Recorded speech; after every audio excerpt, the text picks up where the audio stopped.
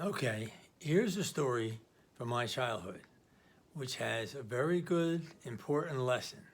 So pay attention. When I was a kid, I was probably seventh grade maybe, and we're playing stickball. I lived in New Jersey, playing stickball, and it was in the evening, and people don't have much to do. People didn't have much to do in those days, and so there was a couple of people sitting outside watching the game, and it turns out that we're losing the game. I myself was not a good loser. I was really upset. Okay, and this Mr. Polaro, one of the neighbors who's sitting there watching the game, calls me over. He says, "Hey, Duff, come here. I got to tell you something." So I come over. Now you got to understand, Mr. Polaro is off the boat. I mean, he was not born here. He was born in Italy.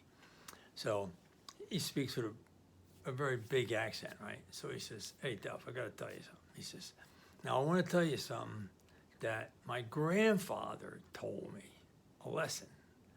My grandma. So I'm sitting there, I'm about 12 years old, right? And I'm thinking, he's not talking about his father. He's talking about his grandfather. I mean, what does his grandfather, what could he possibly know about stickball in New Jersey? So, but, being raised with good parents and a good school system, I, listened to my adults, okay? So I said, "No, what did your grandfather tell you?" And he said, "If you make it a rules, you should win it a game. If you make it a rules, you should win it a game." And at the time I'm listening to it, I go, I don't get it. I'm thinking, his grandfather, he probably was, in my estimation, he was a spaghetti farmer in Italy, I had no idea. So I'm going, I don't get it, but I was nice to him. I said, "Oh, thank you very much, Went back, played the game. We lost. We were losing, and we lost pretty bad. So I wasn't happy. But after I left, I kept thinking about what he said. If you make it a rules, you should win in a game. And as I thought about it, I thought, there are rules. Baseball has pretty rigid rules because everything's the same. Every ballpark outside of the stands is the same. But in stickball, they're all different. Every street you got, come on, right? And I just thought, Now, we were playing a team in a couple of days, another team, and they were big right-handed hitters, big hitters. Now, from where our home plate is, everything to the left side, it was Mr. Polaro's garden, and then Mr. Harder's garden, and Mr. Harder's house. And we could just say, if you hit it in the garden, that's an out. If you hit it in his garden, it's an out. If you hit it up on a roof or his porch, it's an out. And all of a sudden, that's pretty good. So I really took it to heart, and we adjusted the rules depending on who we were playing. and we started doing much better.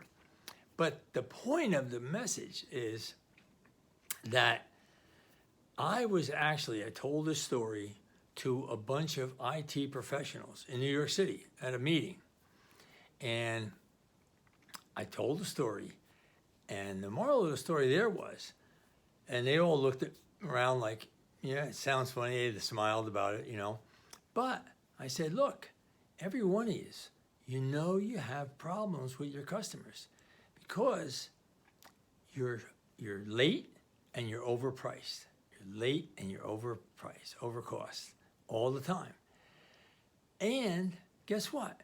They didn't say, come in at X number of dollars or get it done within 3 months. They said, how long is it going to take to do it and how much is it going to cost? At that point in time, you have an opportunity to make the rules. But you make the rules and you still lose the game. What are you doing, right? You have an opportunity to make the rules. They're not forcing you, they're asking you.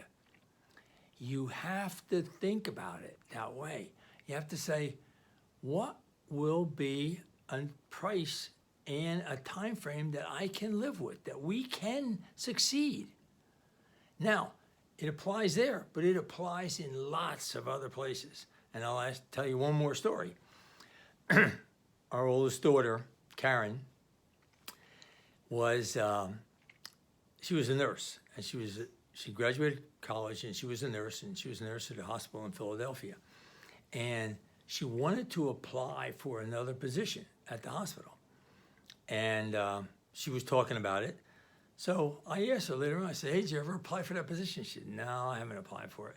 I said, why not? She said, well, I looked at the job description and I don't fit the job description, you know? And I said, now, remember, if you make it a rules, you should win in a game. She said, yeah, but how am I gonna make the rules? That's a job description. It's written. I said, yeah. I worked in business at the time for a long time. I said, yeah, I know. That job description was probably written 20 years ago, and it was wrong when it was written, okay? And all the person did was saying, hey, I have to refill this job. Give me the job description so I can post it. I got the job description, they post it. They really don't take a good look at it.